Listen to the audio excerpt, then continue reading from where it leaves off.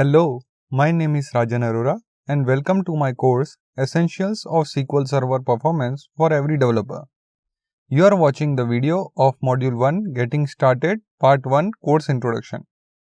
If you are new to this course, please start it from the introduction video for better understanding. Thank you. It is very annoying for every developer to get the result very slow from the queries that we are executed on the database.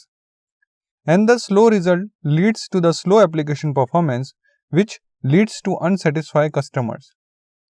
In this course, I am going to show you what you need to know as a developer about SQL Server to make sure that your data access code is performing well. As a developer, I am assuming that you are already comfortable in analyzing and debugging code in languages like C# and Java. But you may be uncomfortable with your level of knowledge of SQL Server and how things work in the database.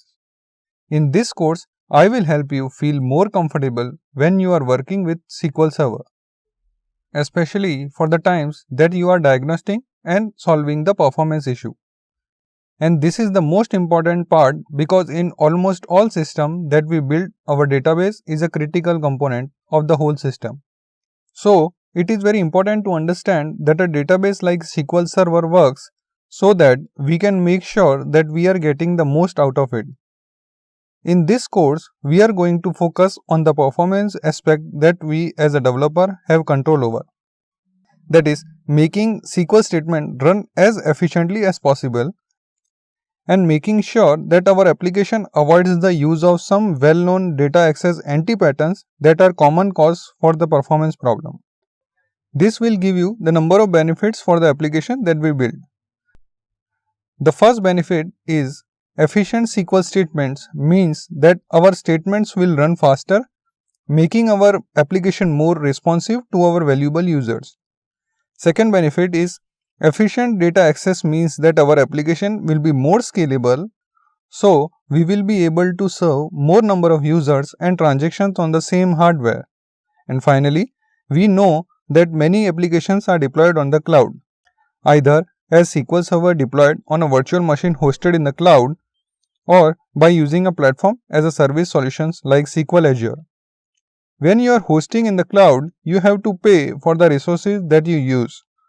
So, in that case, if you have an inefficient SQL, it doesn't just make your application slow, but it actually costs more to run since you are using more resources.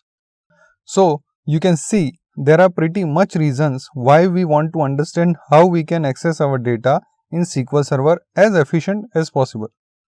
Now, there are some arguments that SQL Server performance is solely the domain of the database administrators.